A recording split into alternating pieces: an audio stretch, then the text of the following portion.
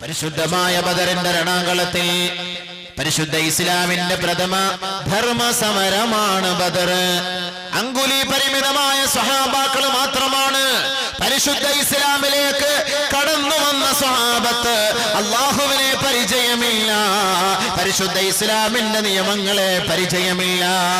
ബഹുമാനപ്പെട്ട സഹാബാക്കൾ, ബഹുമാനപ്പെട്ട മുഹാജിരീങ്ങളായ മക്കക്കാരായ സഹാബാക്കൾ, അല്ലാഹുവിന്റെ റസൂൽ സ്വല്ലല്ലാഹു അലൈഹി വസല്ലമ തങ്ങൾ ബദറിന്റെ സമയം വരെ അവരുടെ സകലമായ കാര്യങ്ങളിലും മുന്നിൽ നിർത്തിയിരുന്നത് മക്കക്കാരായ മുഹാജിരീങ്ങളെയാണെങ്കിൽ ബദറിന്റെ സന്ദർഭത്തിൽ ബഹുമാനപ്പെട്ട മദീനക്കാരായ അൻസാരികളെയും അല്ലാഹുവിന്റെ റസൂൽ ഒരുമിച്ച് കൂട്ടിയിട്ട് പറഞ്ഞു, അല്ലാഹുവിന്റെ തീരുമാനമാണ്, നമ്മളെല്ലാവരും ബദറിൽ പങ്കെടുത്തേ മതിയാകൂ.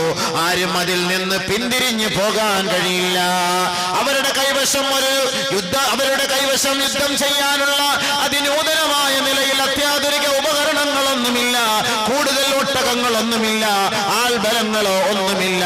ബഹുമാനപ്പെട്ട പ്രവാചകനും സഹാബാക്കൾക്കുമുള്ളത് ഈമാനും തഖ്വയും മാത്രമാണ്, അല്ലാഹുവിലുള്ള അചഞ്ചലമായ വിശ്വാസം മാത്രമാണ്. പക്ഷേ പരിശുദ്ധ പ്രവാചകനോട് അല്ലാഹുവിന്റെ തീരുമാനമാണ്, പോകൂ നബിയേ, ബദറിലേക്ക് പോകൂ നബിയേ, നിങ്ങളുടെ കുറഞ്ഞ സഹാബാക്കളെയും വിളിച്ചുകൊണ്ട് പോകൂ നബിയേ. ആ ബദറിൽ പോയി നിങ്ങൾ സ്വാധീനിക്കാൻ പരിശ്രമിക്കൂ നബിയേ. എതിർപക്ഷത്ത് പ്രവാചകന്റെ കുടുംബത്തിൽ പെട്ടവരുണ്ട്, പ്രവാചകന്റെ സഹപ്രവർത്തകരായിരുന്ന എത്രയോ പേരുണ്ട്, പ്രവാചകന്റെ മരുമകൻ പോലുമുണ്ട്, പ്രവാചകന്റെ പിതൃവ്യന്മാര് പോലുമുണ്ടെങ്കിൽ ബഹുമാനപ്പെട്ട പ്രവാചകൻ എതിർ കക്ഷികളിലേക്ക് നോക്കുമ്പോൾ, എതിർപക്ഷത്തേക്ക് നോക്കുമ്പോൾ അല്ലാഹുവിന്റെ റസൂലിന്റെ ഹൃദയം തുടിക്കുകയാണ്. കാരണം ഇന്നലെ വരെ ഒരുമിച്ച് സഹകരിച്ചിരുന്ന സ്വന്തക്കാരുമായി ധർമ്മസമരത്തിൽ പങ്കെടുക്കേണ്ട ദുഃഖം ബഹുമാനപ്പെട്ട പ്രവാചകനെ വല്ലാണ്ട് വേദനിപ്പിക്കുകയാണ്. പക്ഷെ എന്ത് ചെയ്യാൻ, അല്ലാഹുവിന്റെ തീരുമാനമാണ്, പടച്ച തമ്പുരാന്റെ തീരുമാനമാണ്. അല്ലാഹുവിന്റെ മുന്നിൽ തലകുനിക്കുകയല്ലാതെ മറ്റു മാർഗമില്ല എന്ന് മനസ്സിലാക്കിയ നബിയും സഹാബാക്കളും അതാ ബദറിന്റെ രണാങ്കളത്തിലേക്ക് പുറപ്പെടുകയാണ്. അങ്കുലി പരിമിതമായ 313 317 സഹാബാക്കൾ മാത്രമാണ്. അവരുടെ കൈവശമുള്ളത് 1 2 3 തുരുമ്പ് പിടിച്ച വാളുകൾ മാത്രമാണ്. അശ്വാരൂഢന്മാരൊന്നുമില്ല, വീരന്മാരോ വീരശൂര പരാക്രമികളോ ഒന്നുമില്ല, അത്യാധുനിക ഉപകരണങ്ങളൊന്നുമില്ല. പക്ഷേ അവരുടെ കൈവശമുണ്ടായിരുന്ന ഒരേ ഒരായുധം തഖ്വയായിരുന്നു, വിശ്വാസമായിരുന്നു, ഈമാനായിരുന്നു. പടച്ച തമ്പുരാനെ മാത്രമേ ഭയപ്പെടുകയുള്ളൂ എന്ന വിശ്വാസദാർഢ്യം മാത്രമായിരുന്നു ആ നബിക്കും സഹാബാക്കൾക്കും ഉണ്ടായിരുന്നത്. ബഹുമാനപ്പെട്ട നബിയും സഹാബാക്കളും അതാ ബദറിന്റെ രണാങ്കളത്തിലേക്ക് എത്തുകയാണ്. സഹാബാക്കളോട് നബി തങ്ങൾ പറഞ്ഞു, നിങ്ങൾ പോയി വിശ്രമിച്ചോ. എതിർചേരികൾ ഫലഭൂയിഷ്ടങ്ങളായ സമൃദ്ധമായ സ്ഥലങ്ങളെല്ലാം എതിർചേരികൾ കീഴടക്കിയിരിക്കുകയാണ്. ഇവർക്ക് കുടിക്കുവാനോ കുളിക്കുവാനോ വെള്ളമില്ല, കഴിക്കാൻ ഭക്ഷണമില്ല, ആൾബലമോ സ്വന്തക്കാരോ മറ്റാരുമില്ല. ബഹുമാനപ്പെട്ട പ്രവാചകൻ സഹാബാക്കളോട് പറഞ്ഞു, നിങ്ങൾ വിശ്രമിച്ചോ. അല്ലാഹുവിന്റെ റസൂലത പാതിരാ സമയത്ത് ഒരു ചെറിയ തുണിയും എടുത്തുകൊണ്ട് ബദറിലേക്ക് വിരിച്ചിടുകയാണ്. അല്ലാഹുവിന്റെ ദർബാറിലേക്ക് നമസ്കരിക്കാൻ കൈകൾ ഉയർത്തി നമസ്കരിച്ചുകൊണ്ട് സുജൂദിൽ കിടന്നുകൊണ്ട് കണ്ണുനീരൊലിപ്പിച്ച് പൊട്ടി കരയുന്ന പുന്നാര ഹബീബായ തങ്ങളെ വിദൂരത്തിൽ മാറി നിന്നുകൊണ്ട് എത്രയോ സഹാബാക്കൾ നോക്കി കാണുകയാണ്. അല്ലാഹുവിന്റെ റസൂൽ പൊട്ടിക്കരയുകയാണ്. പടച്ച തമ്പുരാന്റെ മുന്നിൽ തഖ്വയിൽ അധിഷ്ഠിതമായ ഇബാദത്ത് കാഴ്ചവെച്ചുകൊണ്ട് പടച്ച തമ്പുരാനെ വശീകരിക്കുവാനും അവനെ സ്വാധീനിക്കുവാനും നബി തങ്ങളെ തയ്യാറെടുത്തപ്പോൾ ബഹുമാനപ്പെട്ട പ്രവാചകൻ അതാ സുജൂദിൽ നിന്ന് തല ഉയർത്തിയപ്പോൾ അല്ലാഹുവിന്റെ റസൂല് സന്തോഷിക്കുകയാണ്.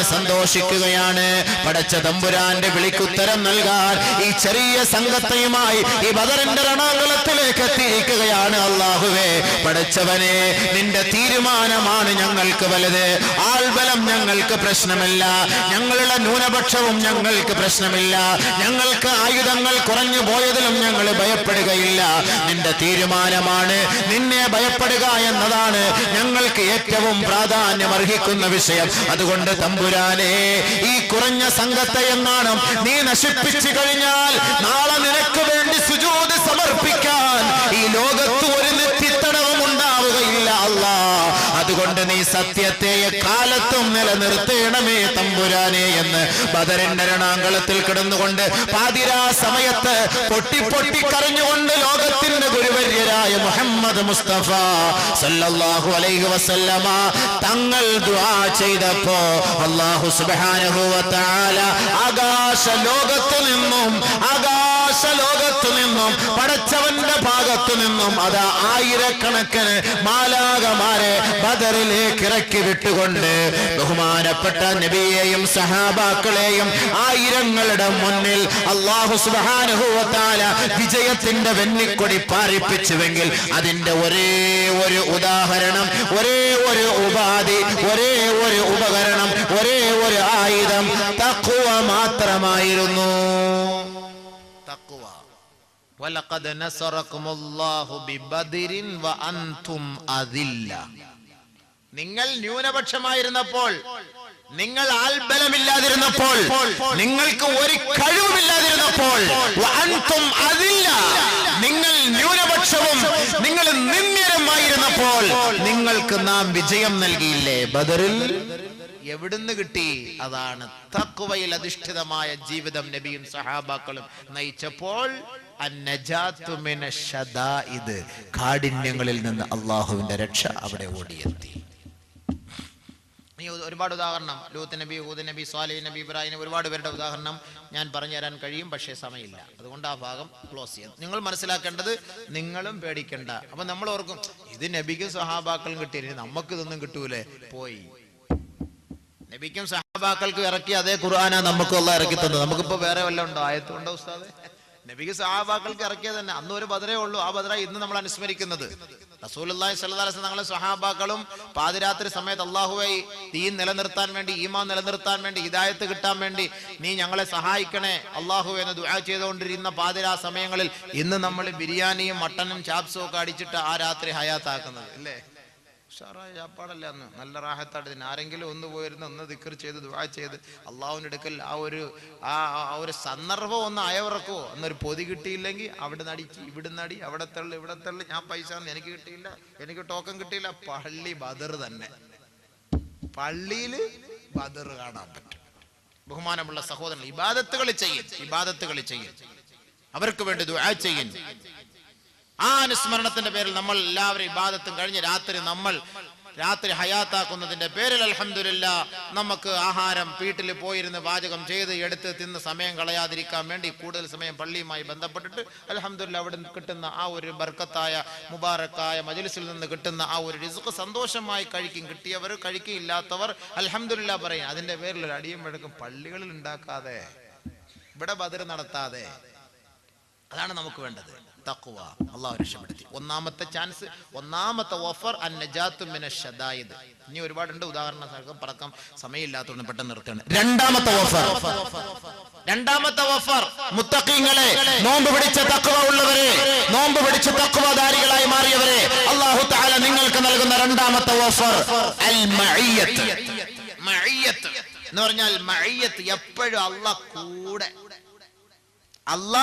കൂടെ ഉണ്ടാകും, നമ്മുടെ കൂട്ടത്തിൽ അല്ലാഹു. നമ്മുടെ കൂടെ ഒരു ഗൺമാൻ ഉണ്ടെങ്കിൽ എന്ത് സന്തോഷം, എവിടെയും കയറി പോകാം. ഒരു രാഷ്ട്രീയക്കാരൻ കാറിലുണ്ടെങ്കിൽ ബെൽറ്റ് ഇടാതെ പോകും ഞെളിഞ്ഞിരുന്ന്. കാരണം എന്താ? പിടിച്ചാ പറയും MLA അവിടെ തീർന്നു. അയാളുടെ ഒരു ഗൗരവവും അയാളുടെ ഒരു ഫഖറും. പിന്നെന്താ? ഒരു പോലീസുകാരനെങ്ങാനും കൂടെ വന്നിരുന്നോ SIO CIO SPO DYSPO, അവരുടെ ഫോൺ നമ്പറും കാണും നമ്മുടെ കൈവശം ഉണ്ടെങ്കിൽ DYSP വിളിക്കുന്നല്ലേ, എന്താന്ന് ചോദിക്കട്ടെ. ഇയാളങ്ങ് പതുക്കെ പെണ്ണുമ്പിള്ളേയും കളഞ്ഞിട്ടോ മക്കളെയും കളഞ്ഞിട്ടോ വിളിക്കുന്നത് ഒലിച്ചിരുന്ന് കല്ലോട്ടാൻകുഴി പോയിരുന്നേ വിളിക്കുള്ളൂ. DYSP വിളിച്ചത് എന്തോ വലിയ കാര്യം പോലെ, SP വിളിച്ചാൽ എന്തോ വലിയ കാര്യം പോലെ, CI വിളിച്ചാൽ എന്തോ വലിയ കാര്യം പോലെ, അവരുടെ ഒരു ഫോൺ നമ്പർ ഉണ്ടെങ്കിൽ എന്തോ വലിയ കാര്യം പോലെ. അതൊന്നും വലിയ കാര്യമല്ല സുഹൃത്തുക്കളെ. എത്രയോ പേരുടെ നമ്പർ കിട്ടും, എത്രയോ പേരുമായി ബന്ധപ്പെടാം, എത്രയോ പേരുമായി സുഹബത്ത് ഉണ്ടാക്കാം. CIDയോ DGPയുടെയോ മുന്നിൽ പോയി നമുക്കിരുന്ന് സംസാരിക്കാമല്ലോ. അവരെന്താ കൊന്നുകളയോ തിന്നുകളയോ? നമുക്ക് ഒരു നേരിട്ട് സംസാരിക്കാമല്ലോ. മുഖ്യമന്ത്രിയുടെ മുന്നിൽ പോയി സംസാരിക്കാമല്ലോ. ആഭ്യന്തര മന്ത്രിയുടെ മുന്നിൽ പോയി സംസാരിക്കാമല്ലോ. പട്ടാളക്കാരുടെ മുന്നിൽ പോയിരിക്കാമല്ലോ. കൊന്നുകളയുമോ നമ്മളെ? ഇല്ല. ബഹുമാനമുള്ള സഹോദരങ്ങളെ, പക്ഷെ അള്ളാഹു കൂടെ വരണമെങ്കിൽ അത് ഇത്തിരി പാടാണ്. ആ നമ്പർ ഒന്ന് മേടിച്ചു വെക്കാൻ ഇത്തിരി പാടാണ്. 756 കിട്ടാൻ ഇല്ലേ? 756. ബിസ്മില്ലാഹിർ റഹ്മാനിർ റഹീം. അള്ളാഹയെ കൂട്ടുപിടിക്കണമെങ്കിൽ ഇച്ചിരി പാടാണ്. അത് പിടിക്കാൻ നീ നോക്ക്. നീ ആരെയും പേടിക്കണ്ട. രണ്ടാമത് അല്ലാഹു തആല മുത്തഖീങ്ങൾക്ക് നൽകുന്ന ഓഫർ ഞാൻ നിങ്ങളുടെ കൂട്ടത്തിൽ കാണും. വഅലമൂ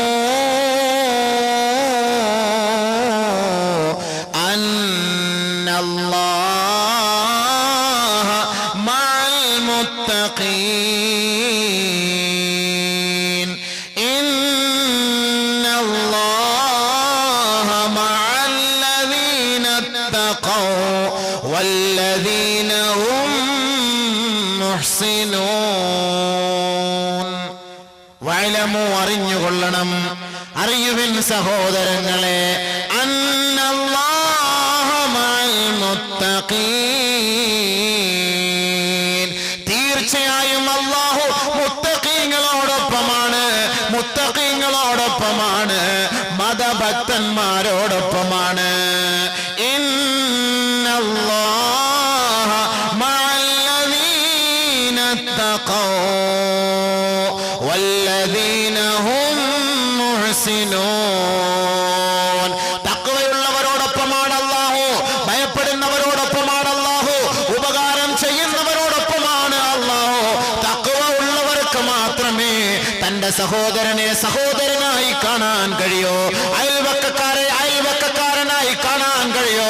തന്റെ വൃദ്ധയായ മാതാപിതാക്കളെ അതെന്റെ വാപ്പയാണ് ഉമ്മയാണെന്ന് കാണാൻ കഴിയൂ.